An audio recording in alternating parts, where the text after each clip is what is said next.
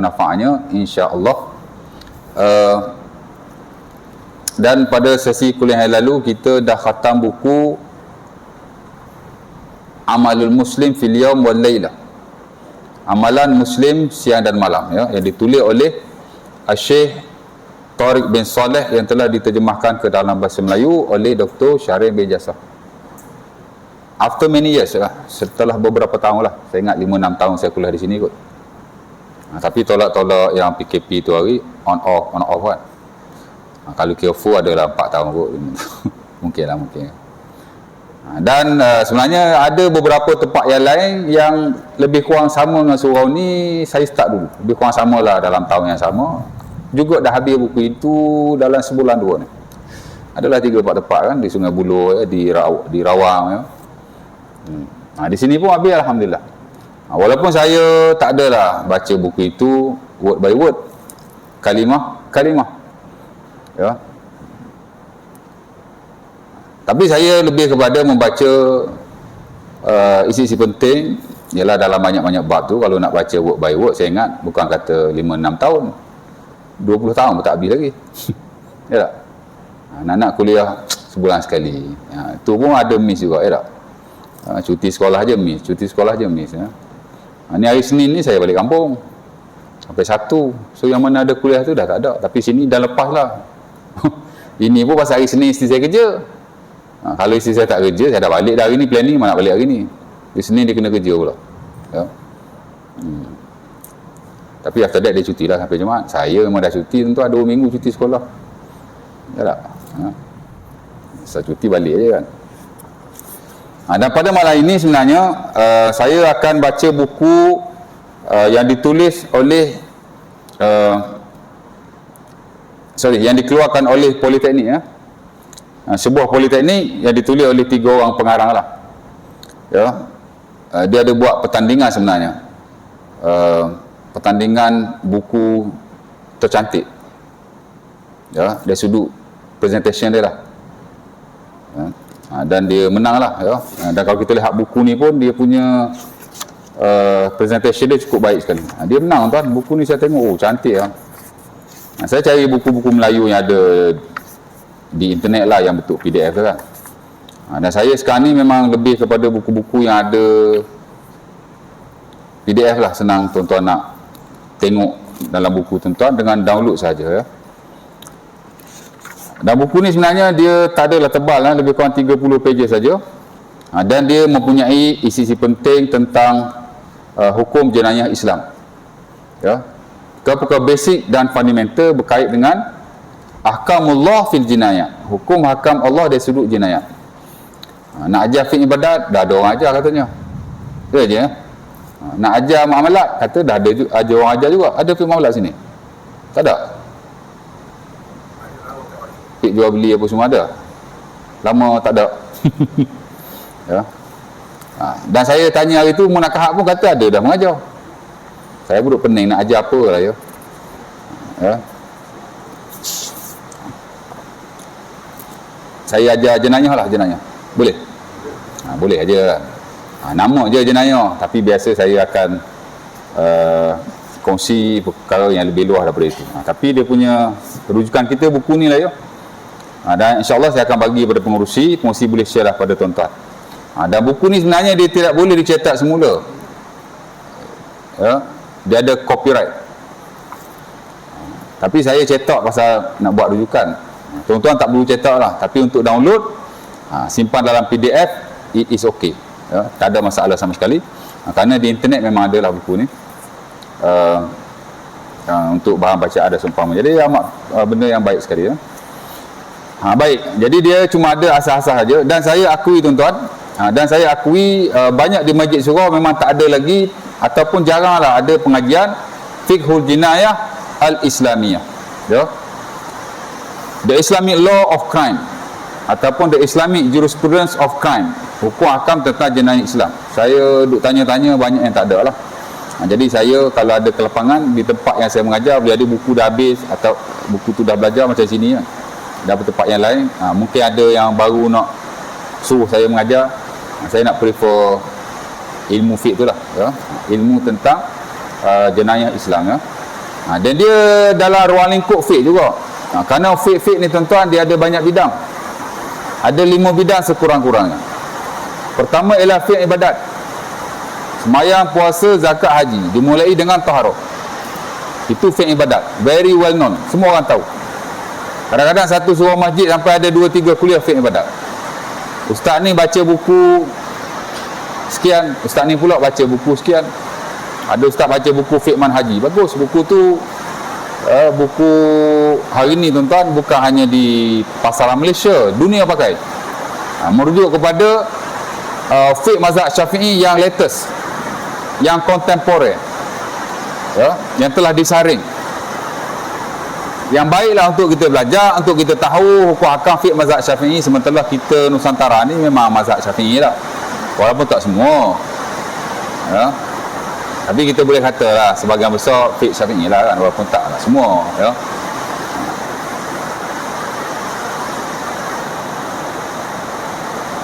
Ada sebagian ustaz tu pula, pasal dia lepasan pondok, dia baca dah buku tulisan Jawi, okey je. Tapi saya ingat ada banyak kelas tentang ibadat. Kadang-kadang dia tak ajar fiqh secara khusus, dia ajar tentang sunnah Rasulullah. Banyak ambil daripada fiqh juga.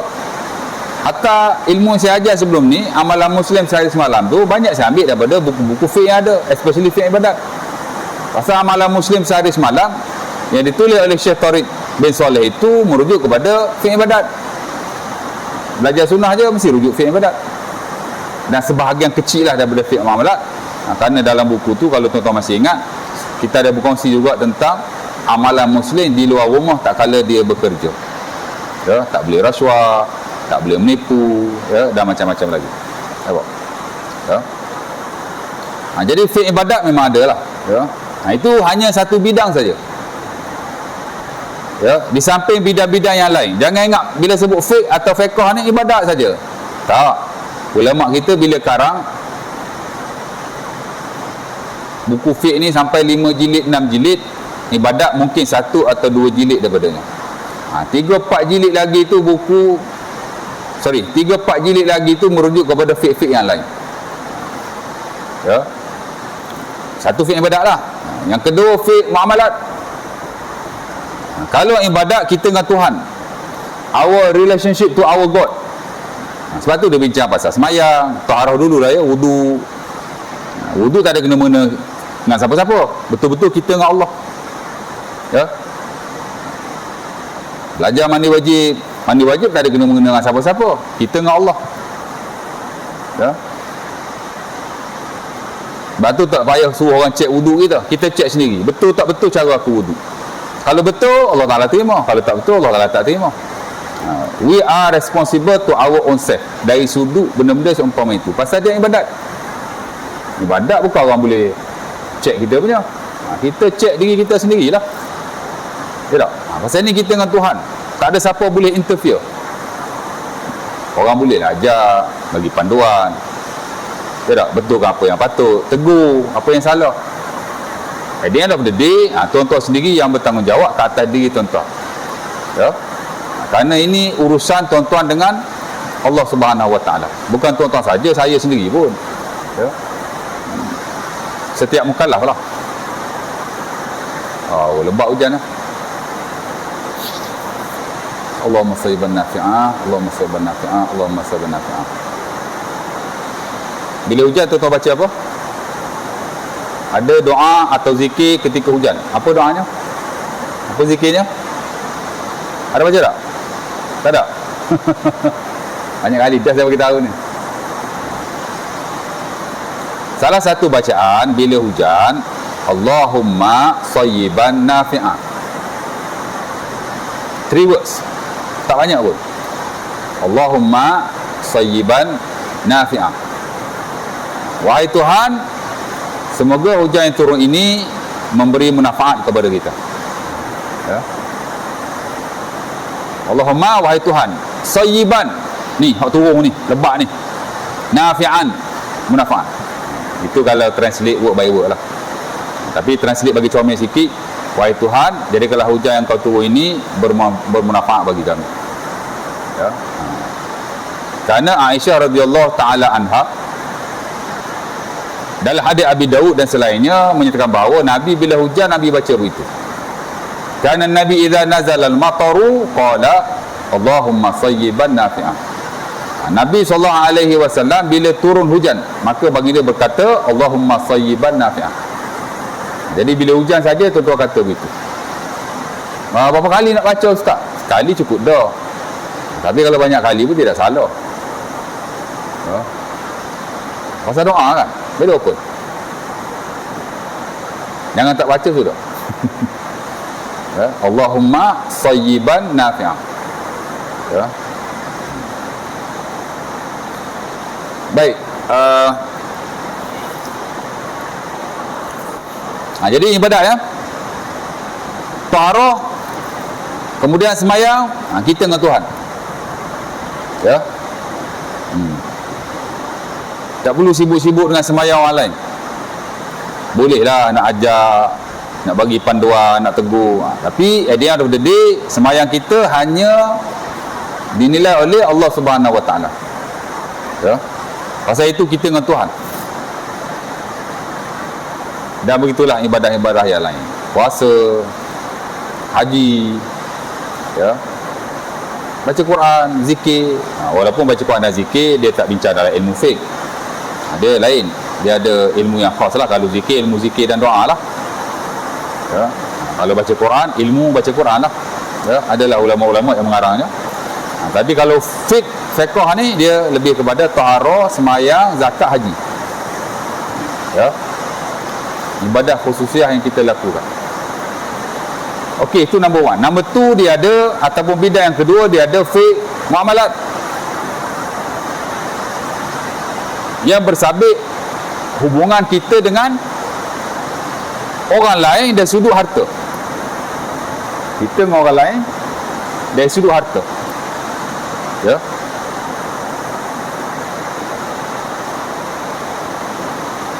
Dia panggil human relationship in term of wealth or property. Hubungan sesama manusia dari sudut harta dan kekayaan, ya. Topik dia harta lah. Dan harta ni of course lah kita ada hubung kait dengan orang lain. Lebih khusus lagi merujuk kepada aktiviti-aktiviti ataupun transaksi atau akad-akad muamalat kita lakukan, ya. Ibadat ada 5 kitab lah kan. Taharah, semayang, puasa, zakat, haji. Sekurang-kurangnya.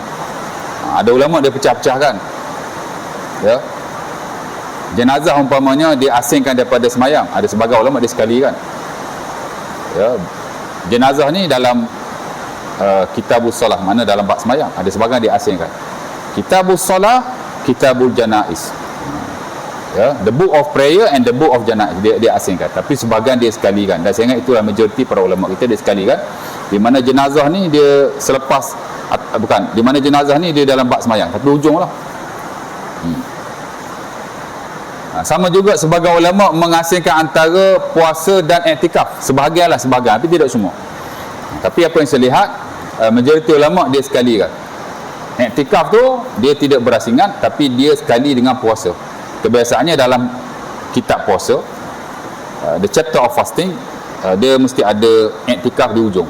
Kerana iktikaf ni di sisi majoriti para ulama ialah sebahagian daripada ibadah puasa.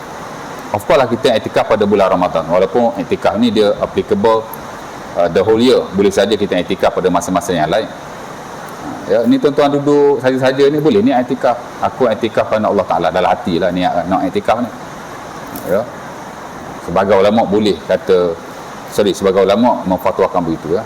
As long as kita duduk dalam masjid nak buat ibadah, boleh saja kita niat mengiktikaf kepada Allah Subhanahu Wa Taala, ya. Tapi kalau dipecah-pecahkan begitu, jadi banyak lah. Jadi 6, jadi 7, ya. Tapi kebiasaannya disekalikan jadi 5 ibadah saja. Hak tadi lah. Muamalat pun sama juga, tapi dia lebih banyak tajuknya berbanding ibadat. Kalau ibadat tadi lebih kurang 5 ni je. Tapi muamalat banyak tuan. Kitab-kitab dalam muamalat atau bab-bab yang besar. Kitab ni maksud bab yang besar lah. Kitab ni bukan maksud buku saja, ya. Kitab ni juga bermaksud bab-bab yang besar, macam bidang ibadat, The Science of Worshipping, Fiqhul Ibadat. Kita ada Kitabut Taharah, Kitabus Salat, Kitabuz Zakah, Kitabus Siyam, Kitabul Hajj. Ya. Dia bagi kitab tu pasal ni bab-bab yang besar. Kebiasaannya kalau semayang dipanggil sebagai bab semayang. Puasa disebut sebagai bab puasa. Itu buku-buku kecil. Tapi kalau buku-buku yang besar, ya, dia disebut sebagai kitab bersuci, kitab semayang, kitab puasa. Maknanya bab-bab yang besar. Balik pada muamalat tuan-tuan, dia ada banyak kitab-kitabnya. Saya ingat tak kurang daripada 9. Ya. Dan dalam banyak-banyak bidang fiqh sebenarnya, bidang yang saya paling minat sekali ialah muamalat. Saya lebih sukalah berbanding ibadat, berbanding hak lain-lain lah, munakahat, jinayat, qada dan seumpamanya. Dan alhamdulillah bidang saya dalam PhD pun bidang muamalat lah. Cuma saya buat charity, saya tak buat commercial atau banking, tapi saya buat charity. Ya. Tapi SML muamalat kita kena belajar belaka. Ya. Tak ada lah kata awak buat charity ni masuk kebajikan lah. Ya. Wasiat, hibah, wakaf, takaful. Ya. Ataupun satu lagi faraid lah. Cuma sebagai ulama faraid itu dia masuk under munakahat, tapi sebahagian daripada mereka masuk under muamalat. Jadi saya buat wakaf ni under muamalat lah. Ya. Kalau dulu-dulu dia more on charity lah wakaf ni, wakaf masjid, wakaf tanah kubur, ya tak? Tapi hari ni wakaf pun dia dah bukan hanya hybrid, tapi dia dah jadi integrated. Ya. Dia campur aduk lah. Dia bukan hanya charity atau tabarru'i, dia juga ada dikomersialkan. Kerana wakaf adalah satu instrumen untuk pembangunan masyarakat Islam. Ya. Nampak? Dan kita ada banyak betul-betul wakaf yang baru yang tidak ada pada zaman terdahulu. Ya. Wakaf kesihatan dulu mana ada? Ya tak? Sekarang ada wakaf kesihatan. Ha?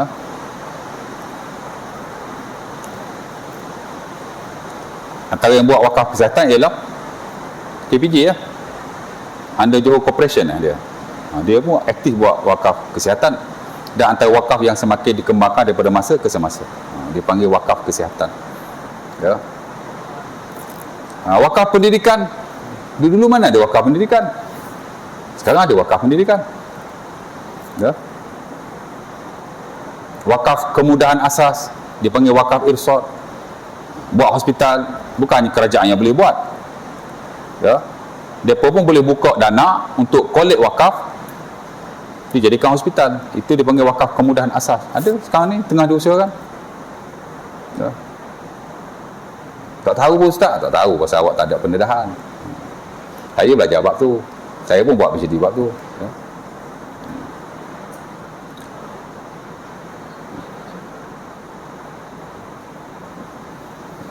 Wakaf pertanian. Wakaf pertanian. Ya. Farming wakaf dia panggil. Dulu mana ada wakaf pertanian? Tak ada. Kontrak pertanian tu adalah awak ada tanah, awak bagi orang sewa. Okey. Ataupun awak ada tanah, awak bagi orang usahakan. Kemudian awak ambil hasil. Bagi 50-50. Ada dilakukan oleh Rasulullah SAW. Nabi bila dia perangi Khaybar, orang-orang Yahudi tu kan, setelah Nabi menakluki mereka, Nabi masih memberi tanah kepada mereka untuk diusahakan, tapi sebahagian daripada hasil mesti diberi kepada Rasulullah SAW. Itu hadis yang sahih yang diriwayatkan oleh Bukhari dan Muslim pada Ibnu Umar, di mana katanya amalan Nabi ahla Khaybarin. Ya. Ardan bisyatri ma kharaja minha atau kama qala. Nabi bagi tanah kepada orang-orang Khaybar, Yahudi lah. Ya, kemudian dengan syarat sebahagian daripada hasilnya mesti diberikan kepada Rasulullah SAW. Itu salah satu model lah untuk wakaf pertanian. Kita bagi tanah, kemudian sama-sama dia usahakan, kita dapat hasil lah. Macam-macam tu ada. Itu wakaf pertanian. Walaupun Malaysia ni agak tak berapa majulah dalam bab tu.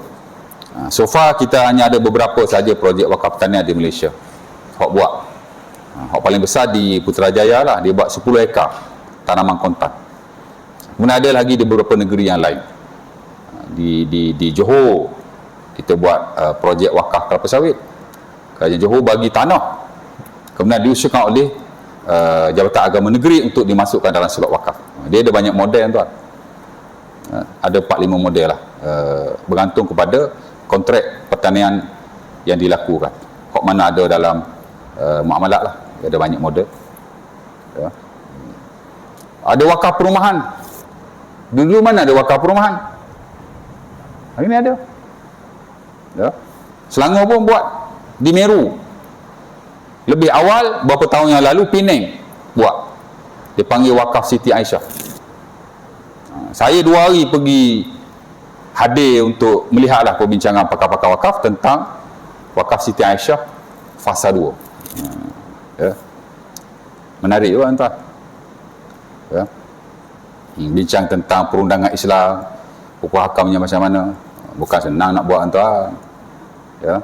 Kemudian bincang pula tentang perundangan setempat, dari sudut PBT yang macam mana, dari sudut jabat tanah yang macam mana, dari sudut fatwa negeri macam mana. Tak boleh langgar fatwa, kena tengok macam mana. Adalah slot-slot tertentu. Dulu mana ada wakaf perumahan. Sekarang ada wakaf perumahan. Tak pernah dengar? Tekan je internet wakaf perumahan, dia akan keluar lah ya.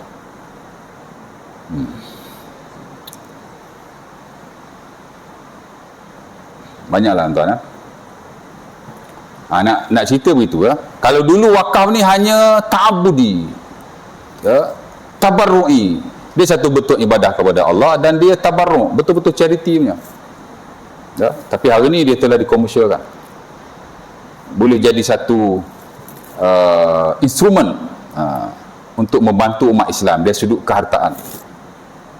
Ya. Kerana ulama kontemporer hari ni tuan-tuan, dia tidak melihat wakaf ni hanya dari sudut ibadat, tapi dia ada satu alat untuk nak memajukan umat Islam. 10 orang wakaf tanah dekat apa nama tempat ni? Apa nama tempat ni? Subang apa ni? Subang Tambahan. Subang? Oh, macam-macam Subang Bestari lah. Subang Tok Bestari lah. Subang apa lagi? Subang Tambahan lah. Subang Double lah. Subang Darab dia. Subang Tambahan, Subang Tolakan, Subang Darab, Subang Bahagi. Macam-macam Subang, ya tak? Oh, 10 orang pergi wakaf tanah sini. Semua wakaf tanah kubur. Aku pergi wakaf, nak buat kubur. Mu pergi wakaf pun nak buat kubur. Mu pergi wakaf pun nak kubur, buat kubur juga. Atau boleh jadi 10 orang wakaf tanah, semua niat nak buat masjid. Aku nak buat masjid. Aku wakaf tanah ni untuk masjid. Mari entar wakaf untuk masjid juga. Mari entar pula wakaf untuk masjid pula. Ya tak? Kita terima aja niat wakaf nak wakaf apa, tulis. Ya tak? Ataupun wakaf untuk sekolah. 10 orang wakaf tanah, 10 wakaf untuk dijadikan sekolah. Agak-agak praktikal tuan. Balik pada yang tadi, atau contoh yang terawal tadi. 10 orang wakaf tanah untuk buat 10 masjid. Perlu lah. Mungkin kita perlulah 1 atau 2 masjid di kawasan ni. Lagi 8 tanah tu nak buat apa dia? Biar gitu je. Oh, tak boleh buat tanah ni dia niat nak untuk masjid, kita kena buat masjid je lah. Bagi orang melihat wakaf ni dari sudut ibadat semata-mata, begitulah keadaannya. Tapi sebahagian yang lain, ulama-ulama semasa melihat wakaf ni boleh saja ditukar kepada bentuk-bentuk yang lain yang disebut sebagai istibdal. Ini dibuat di Brunei, di Singapura, ya. Kita pun rujuk model-model yang ada di negara-negara yang lain. Mungkin 2 orang kata nak buat masjid tu, kita buat masjid lah. Atau 3 lebih kurang kan. 7 lagi kita buat hak lain. Kat tempat lain tuan-tuan, tanah wakaf telah ditukar pada bangunan, tanah wakaf telah ditukar pada lot-lot kedai, ditukar pada perumahan. Sebab dia kata wakaf ni dia bukan hanya semata-mata ibadat, tapi maksud dia adalah untuk maslahat kepada umat Islam. Kalau wakaf ni tak boleh menyumbang kepada maslahat umat Islam, maka ia seolah-olah tidak berapa kenalah dengan maqasid wakaf tu sendiri. Nampak? Jadi sebab itu harta dia sentiasa berkembang daripada satu masa pada satu masa. Ya. banyak bentuk-bentuk baru kalau kita lihat. Kalau dulu wakaf ni hanya untuk ibadat, charity, tapi hari ni dia sudah dikomersialkan, ya. Dan begitulah dalam bentuk-bentuk charity yang lain, ya. Balik pada yang tadi, ya. Jadi harta ni pun penting juga, tuan-tuan. Dia satu bab yang besar. Ada 9 kitab, tuan. Bermula daripada Kitabul Buyuk, kitab jual beli, sampai Kitabul Al-Atiq, kitab pembebasan hamba. Ada 10. Ada Kitabul Buyuk, kitab jual beli. Ada Kitabul Hajar, kitab sekatan. Ada Kitabul Wasbi, kitab rampasan. Ada Kitabul apa lagi, ya? Kitabul Buyuk, Kitabul Hajar, Kitabul Wasbi. Ada Kitabul Syarikah ataupun syirkah. Kitab bagaimana kita nak buat usaha sama dalam perkongsian harta dan perniagaan juga, ya. Dan ada beberapa kitab yang lain. Masuk kitab charity pula, kitab wakaf, kitab wasiat, kitab faraid, kitab tentang takaful tak ada, dulu tak ada, yang barulah kitab takaful atau bab takaful tu dia baru. Tapi nak cerita ada 8-9 bab, kitab yang besar lah. Jadi banyak tu bab yang dibincangkan. Lepas tu satu-satu kitab pula ada banyak bab pula. Kitab jual beli sampai 10 bab. Muntah saya belajar tu. Tapi hari ni pun saya masih menghafal poin-poin yang ada. Pasal ada 10 bab. Bermula pada bab syarat dan rukun jual beli sampai babus suluh. Dia panggil bab perdamaian harta. Ya. Dan alhamdulillah sebahagian besar daripada bab-bab itu memang kita apply lah dalam konteks kewangan pada hari ini, walaupun tidak semua. Ujung sekali dia ada Kitabul Atiq, kitab pembebasan hamba. Dalam konteks muamalat semasa, itu kitab hak tak ada dah. Orang tak masuk dalam buku muamalat kontemporer hari ini. Pasal mana ada hamba? Ya tak? Ya. Tapi kalau dulu-dulu dia satu kitab atau bab yang amat penting sekali. Kerana hamba ialah harta. Hamba ni harta. Dan Rasulullah SAW bila seseorang itu meninggal, dia wasiat, kalau aku mati, bebaskan semua hamba-hambaku. Tiba-tiba dia mati, cek-cek tengok dia tidak ada harta yang lain. Dia ada orang hamba, nenek semua dia wasiat supaya dibebaskan. Dan anaknya membebaskannya. Akhirnya Rasulullah SAW memanggil mereka. Dan Nabi buat cabutan. Kerana Nabi kata, wasiat tak boleh lebih daripada 1/3. Daripada 6 orang tu, hanya 2 orang saja yang perlu dibebaskan. 4 lagi mesti stay jadi harta faraid kepada waris-warisnya. Nabi buat cabutan lah. Cabut. 2 orang dibebaskan, 4 lagi dikekalkan sebagai hamba. Kenapa begitu? Sebab hamba memang harta dalam konteks dulu, termasuk pada zaman Rasulullah SAW. Sebab itu dia ada bab atau kitabnya. Menarik juga belajar bab hamba, tuan. Walaupun tak berapa relevan lah pada hari ini, tapi ilmu tu ada kepentingan, ada kepentingan. Baik, muamalat. Kemudian yang ketiga, bidang munakahat, fiqhun nikah, the science of marriage. Penting juga. Kalau tadi hubungan kita dengan Allah, ini hubungan kita dengan manusia lain dari sudut harta. Yang ketiga ialah hubungan kita dengan ahli keluarga kita. Number 1 dengan isteri kita lah. Nama fiqh munakahat, fiqh pernikahan. Belajar bab nikah kahwin, ya. Sebab manusia mana boleh hidup seorang. Ya tak? Ya. Ada sahabat minta nak bujang, Nabi tak bagi.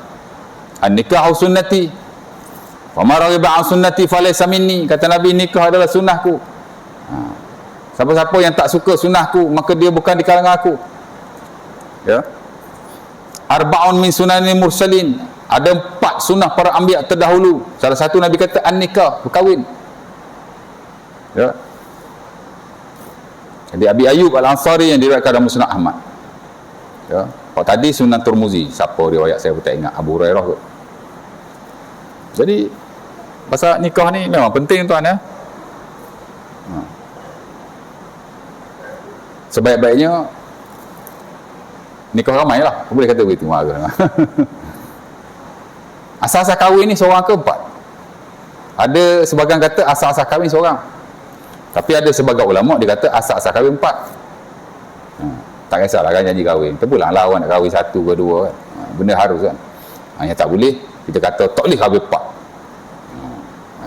Kalau awak kata tu merujuk pada suami awak sebab takut-takut dia tak adil, okey lah kan. Tapi kalau awak kata tu seolah-olah macam dalam Islam tak ada hukum berpoligami yang disebut sebagai ta'addud zaujat, maka dikhawatiri akan menjejaskan keimanan kita kepada hukum Allah Subhanahu Wa Taala. Tak ada kita kata kafir tu. Oh, awak tolak poligami kafir. Tak, itu jangan kata begitu. Ya tak? Sesat. Orang nak kata orang kafir orang sesat Ya tak?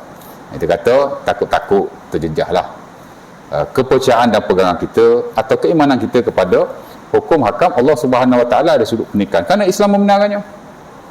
Ya tak? Soal suami awak tak boleh kahwin lebih sebab dia tak adil atau seumpama, itu soal lain. Sebab itu dia ada tata cara dia. Nak kahwin poligami ni kena mohon, kalau perlu naik mahkamah, itulah kan. Jangan ambil shortcut pula. Kahwin 2 tak boleh, pergi kahwin kat Thailand. Boleh kalau awak nak buat begitu, tapi apa-apa yang berlaku di kemudian hari awak kena adab lah, naik turun mahkamah, cercaan orang ya. Dan sebenarnya kita perlu pemudah lah urusan perkahwinan ni ya. Kalau orang tu layak, bagi je lah kan. Saya tak layak tuan. Ya tak? Spiritually, emotionally and physically sebab tak layak lah ya. Tapi kalau tuan tak layak dari sudut-sudut itu, teruskan ya. Tapi mohonlah buat cara yang betul ya.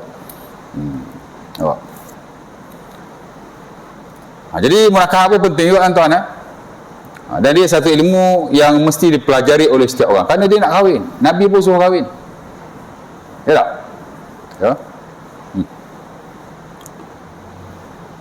Dan itu antara perkara yang membezakan kita dengan agama-agama terdahulu. Dulu mereka kalau nak mendekatkan diri kepada Allah, rahib, dia tak kahwin. Ya. Dia panggil apa? Dia ada istilah dia, tarkuz zawaj, mana tak si kahwin, hanya nak ibadah kepada Allah. Ya. Tak benar ataupun tak tepat.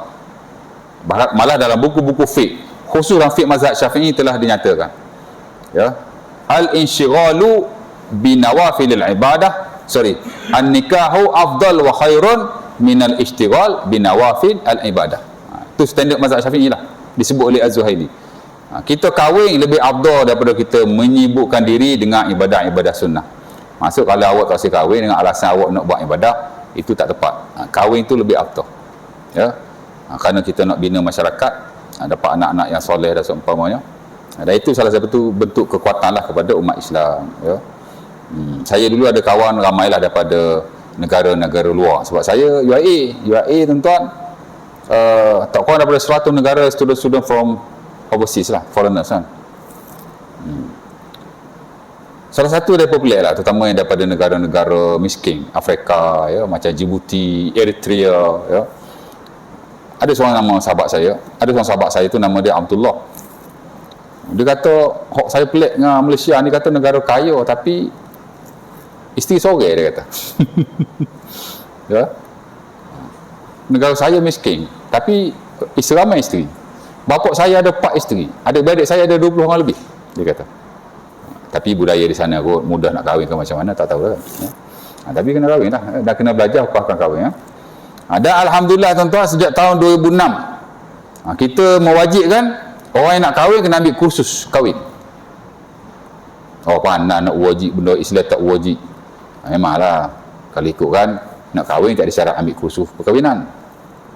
Tapi dalam konteks-konteks tertentu uli amri dia boleh buat begitu, kerana dia ada slot, dia panggil masalah mursalah tu.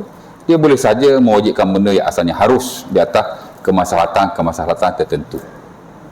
Katanya orang sekarang ni banyak yang bercerai. Ya tak? 20% daripada keseluruhan jumlah orang yang berkahwin bercerai. Katanya begitulah ya. Jadi antara inisiatif dia untuk nak bagi ilmu pada orang, dia buatlah kursus kahwin. Dan saya antara first batch ambil kursus kahwin masa kahwin. Sebab saya nikah kahwin tahun 2006 bulan 1. Oh kena aku. Masa tu wajib kursus kahwin dan wajib ambil ujian atau test HIV.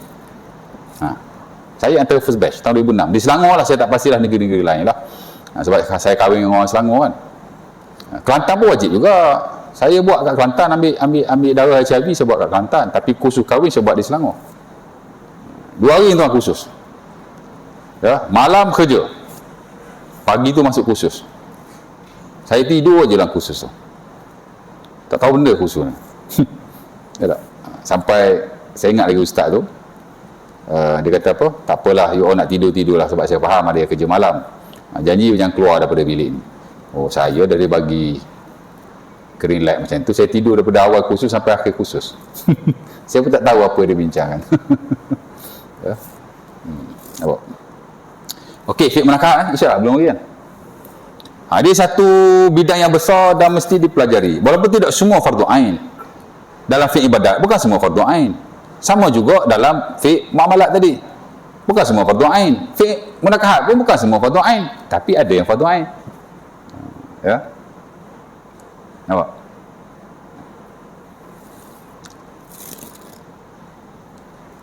Tapi dia satu benda yang penting lah untuk kita tahu. Walaupun sebahagian fardu ain, sebahagian tidak fardu ain, tapi dia bidang yang utama lah ya, dia panggil fiqh munakahat. Dan yang keempat disebut sebagai fiqhul jinayati al-islamiyah. Fiqh jinayah Islam. Dia satu bidang yang besar dalam syarak, khususlah dalam ilmu fiqh yang ada. Ya, dulu dan sekarang. Ya. Dan dia ada bab yang keempat. Selepas daripada itu ialah babul qada'. Bab qada' ni bab kehakiman. Sebagai ulama mensekalikan antara qada' dengan jinayat dan sebagai mengasing-asingkan. Tapi dia lebih kurang dalam konteks yang sama. Cuma qada' ni, kehakiman ni dia lebih luas. Dia bukan hanya kehakiman dari sudut jinayah, tapi dia kehakiman dalam bidang-bidang yang lain, seperti kehakiman dalam harta. Bila berlaku sebarang pertikaian harta, kita mesti jumpa hakim. Jadi dia termasuk juga. Sebab tu qada' ni lebih luas. Dia bukan nak qada', nak uruskan masalah-masalah kehakiman bersabit dengan jinayat saja, tapi juga dalam kes harta. Dia tak? Ada orang kata, ini harta aku. Ini pula kata, dok, ini harta aku. Apa nak buat? Pergi ngadu kat qadi ya. Jadi masuk qada'. Jadi qada' bukan hanya nak bincang pasal jenayah, tapi dia juga nak bincang tentang kehartaan. Dan ini berlaku pada zaman Rasulullah SAW. Ya. Qada' juga nak bincang tentang pernikahan. Ya, bila berlaku pertikaian dalam isu rumah tangga, mesti jumpa qadi. Qadi mesti buat kehakiman. Sebab itu qada' dia lebih luas. Dan sebagai ulama mengasingkan. Walaupun sebahagian dia masukkan dalam jinayat. Tapi saya lihat hatta yang standard mazhab Syafi'i pun dia mengasingkan. Dia ada kitabu al-ibadat atau fiqhul ibadat, dia ada fiqhul muamalat, dia ada fiqhul nikah atau munakahat, dia ada fiqhul jinayah, dia ada fiqhul qada'. Jadi ada 5 bidang yang besar dalam ilmu syarak, khusus ilmu fiqh Islam. Ya. Dan yang kita nak bincang ni salah satulah daripadanya fiqh jinayah tu lah, insya-Allah taala. Walaupun kita bukan nak bincang detail tentang hukum hakam yang ada, cuma kita nak bincang tentang konsep-konsepnya, objektif-objektifnya, dan apa-apa yang ada hubung kait secara langsung atau tidak langsung dengan kehidupan kita. Ya. Buku ni pun dia tak bincang banyak bab tuan. Dia hanya bincang isu-isu penting. Cuma mungkinlah dari sudut huraian saya, mungkin buku ni hanya 30 muka surat, tapi saya tak habis dalam masa setahun. Mungkin juga tidak 2 tahun, tapi tidak 20 tahun lah, insya-Allah. Tapi selagi saya berada di Selangor ni, bolehlah saya ajar tuan-tuan. Aku esok saya pindah ke, saya tak tahulah kan. Tapi kalau nak perhabis mudah je, 2 kuliah boleh habis ni, baca je lah, tak payah hurai. Tapi dia satu bidang yang menarik tuan-tuan ya. InsyaAllah ta'ala. Itu mukadimah je lah. Next nanti kita pergi kepada isi kandungan buku ni lah ya. Bermula daripada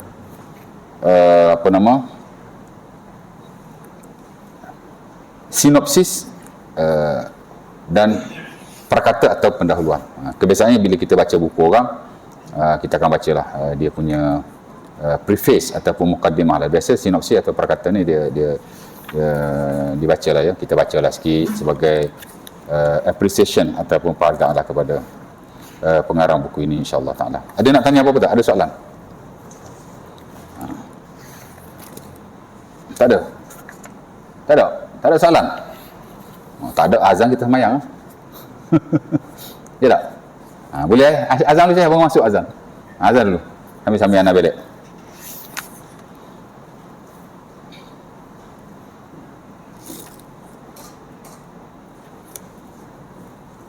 Bismillah.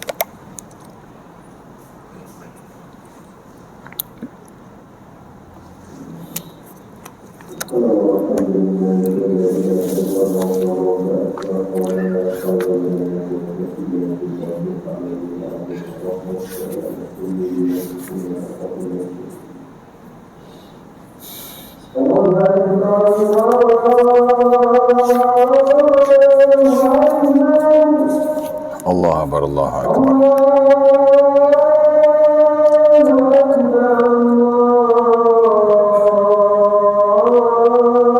Al-asl fi iqamati al-ahkam al-jinaiyah.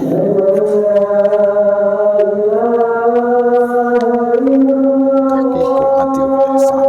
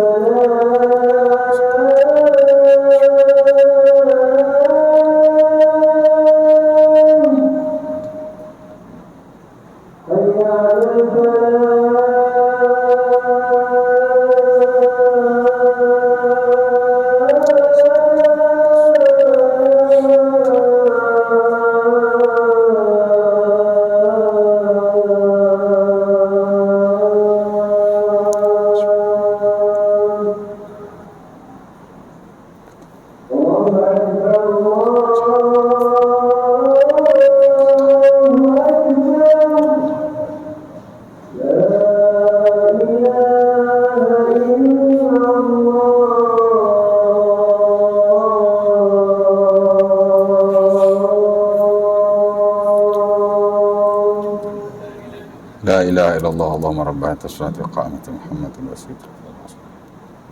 Allahumma inni as'aluka al-afiyah fid dunya wal akhirah.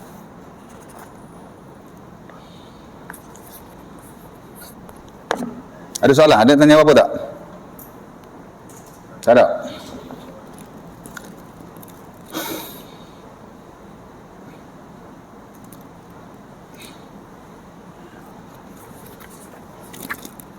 Okey, buku ni tuan-tuan, pertama dia ada 5 bab. Buku ni dia ada 5 bab. Bab pertama ialah tentang konsep jenayah, kategori hukum jenayah dan objektif hukuman Islam dalam jenayah lah ya. Maksudnya dia nak jelaskan kepada kita apa itu jenayah dalam konteks syarak ya. Kerana jenayah ni tuan-tuan, especially dalam konteks hari ni lah, kadang-kadang apa yang jenayah dari sudut Islam, mungkin dari sudut bukan Islam dia bukan jenayah. Sivil lah, kita kata sivil lah ya. Jadi dalam Islam dia jenayah, sivil dia bukan jenayah, boleh jadi ya. Dan boleh jadi juga jenayah pada kedua-duanya. Islam kata jenayah, sivil pun kata jenayah. Dan boleh jadi juga sivil kata bukan jenayah, Islam kata tak jenayah, boleh jadi, wallahu ta'ala alam ya. Kerana konteks perundangan negara kita lah khususnya dalam bab jenayah ni pun dia ada definisi, deskripsi dan kategori masing-masing. Of course kita ada dua bentuk kesalahan ya, ataupun jenayah. Satu yang syar'i, satu yang sivil. Hak kita nak belajar ni hak syar'i lah. Ya. Saya akan jelaskan apa itu jenayah secara bahasa, apa itu jenayah secara syarak. Ya.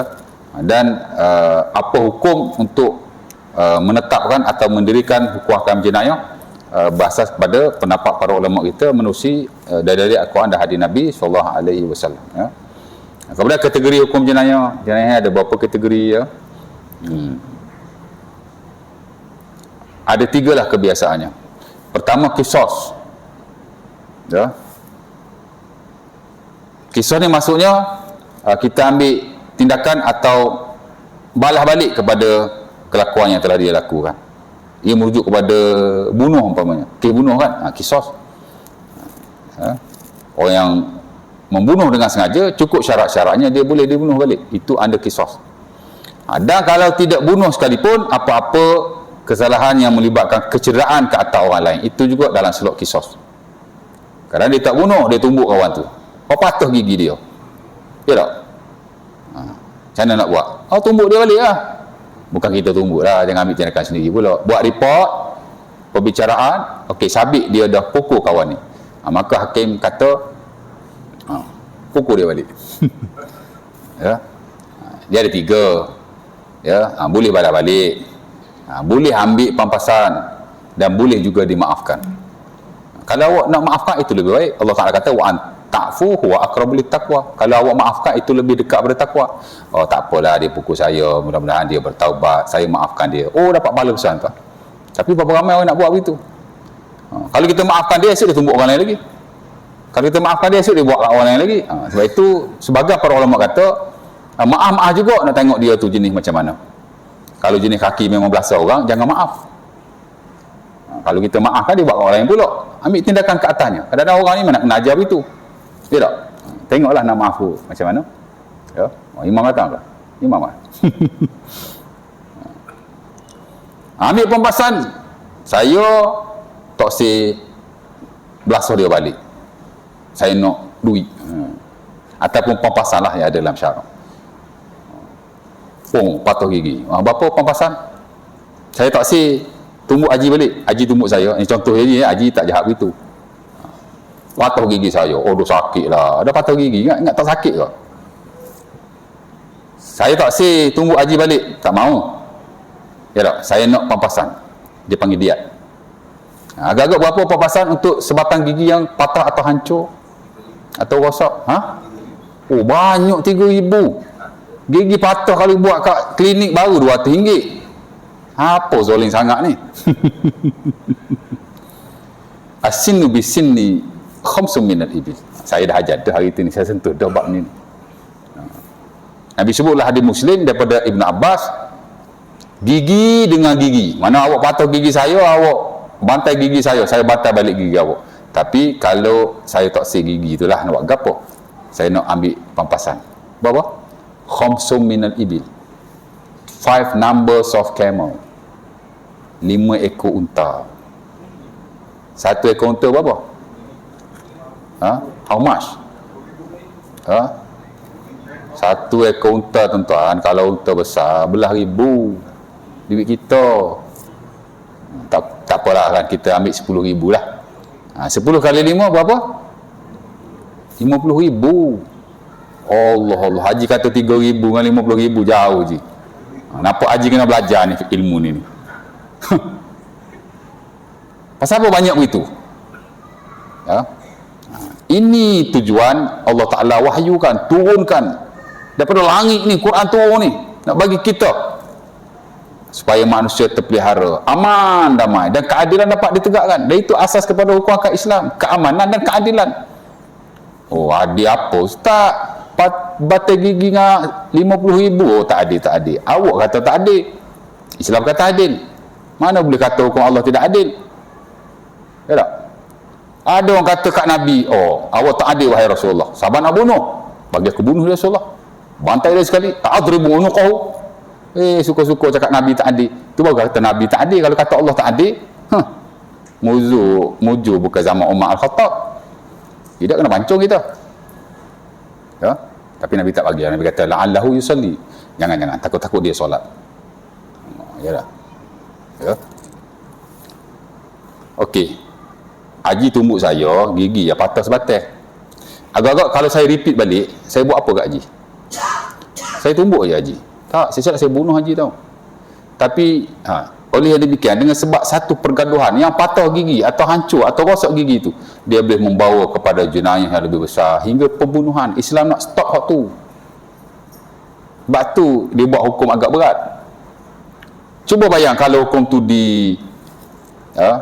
amalkan ataupun di enactmentkan, ada bab tu. Dah orang law ni tuan. Saya baru ni makan kat kedai mamak. Tak baru-baru ni lah, dah setahun dua lepas. Ada pekerja mamak bawa air tumpah kena anak dia tumbuk, terguling mamak tu. Ya tak? Mamak tu tak lawan lah sebab dia salah. Orang pakat pegang dia. Yalah, depa ni pun jadi pelayan kedai. Depa bukan ada knowledge. Depa tak belajar masuk kursus bab serve makanan apa semua. Saya masuk kursus dulu tuan. I was a restaurant manager. Saya dulu restaurant manager. Kita ajar staff-staff kita macam mana nak serve customer dari sudut makanan ni. Kalau makanan panas, kita tak boleh bawa lalu buat budak-budak kecil. Kena jauhkan daripada mereka. Itu kita tahu pasal kita belajar. Ustaz dulu restoran manager. Dulu zaman tak ada ustaz dulu lah baru nak start. Jangan ingat awal ustaz. Ingat beranak-beranak jadi ustaz tu ke? Tak, jadi gorang dulu macam-macam saya jadi. Ya tak? Ya. Jadi Islam nak jaga benda tu ya. Tak benar. Tak apalah, maafkanlah dia pun tak sengaja. Anak kita pun tak melecur pun. Cuma budak-budak kan dia nangis dah sikit. Ya tak? Jadi kalau kita buat begitu, kalau dia repeat balik sekejap, baru pembunuhan. Jadi senang nak stop. Ya? Islam dia nak jaga tuan. Ya? Bahkan kalau kita lihat definisi hukum jenayah pun ialah satu hukuman yang ditetapkan oleh Allah. Turun daripada langit tu. Untuk dilaksanakan ke atas pelaku-pelaku jenayah tertentu, radman limislihi, supaya sebagai langkah pencegahan tidak berlakulah jenayah seumpama itu atau yang lebih berat daripada itu. Itulah tujuan dia. Itu main kisah lah. Itu saya tak sebut lagi papasan-papasan yang lain. Kalau patah gigi boleh main kunta, hak lain tak tahu tuan. Yang kedua dipanggil hudud. Kalau kisah tadi bunuh dengan kecederaan pada badan, dia ada macam-macam kecederaan, daripada seringan-ringan kecederaan sampai seberat-berat kecederaan. Tapi tak sampai matilah. Oh, menarik belajar fiqh ni tak. Yang kedua ialah hudud. Hudud ni adalah kesalahan-kesalahannya seperti mencuri, seperti merompak, seperti apa lagi? Apa Ji? Bagus. Haji dia dah belajar dulu kot. Minum arak, syurbul khamri, seperti meninggalkan solat, ada solat hudud juga tu. Ya. Seperti berzina, zaniatu wazani fajlidu kulla wahidin minhuma mi'ata jaldah. Menuduh orang berzina, itu semua dalam solat hudud. Adalah kesalahan-kesalahan tertentu, ada 6-7 macam tu. Dan satu lagi dipanggil ta'zir. Ta'zir ni ialah hukuman yang tidak ada ketetapan, tidak ada dalam qisas, tidak ada dalam hudud. Kerana yang ada dalam qisas sikit saja. Kematian, pembunuhan itulah. Kemudian kecederaan pada tubuh badan. Adalah sebab tertentu. Hudud berapa kesalahan saja. Sedangkan manusia ada banyak buat kejahatan-kejahatan tertentu, kesalahan-kesalahan tertentu. Ta'zir lah selok dia. Di mana ta'zir ni dia berbalik kepada qadi, hakim ataupun ulil amri untuk nak menetapkan kesalahan-kesalahan tertentu. Ini tidak ada dalam qisas, tidak ada dalam ta'zir untuk diaplikasikan. Macam-macam boleh berlaku kesalahan itu. Ya. Rasuah ada dalam qisas? Tak ada lah, pasal rasuah bukan bab tubuh badan. Adalah hudud rasuah. Rasuah je potong tangan, ada? Tak ada. Rasuah tak adalah hudud. Rasuah dalam ta'zir. Ya, ulil amri atau qadi atau hakim boleh menetapkan kesalahan rasuah tu macam mana.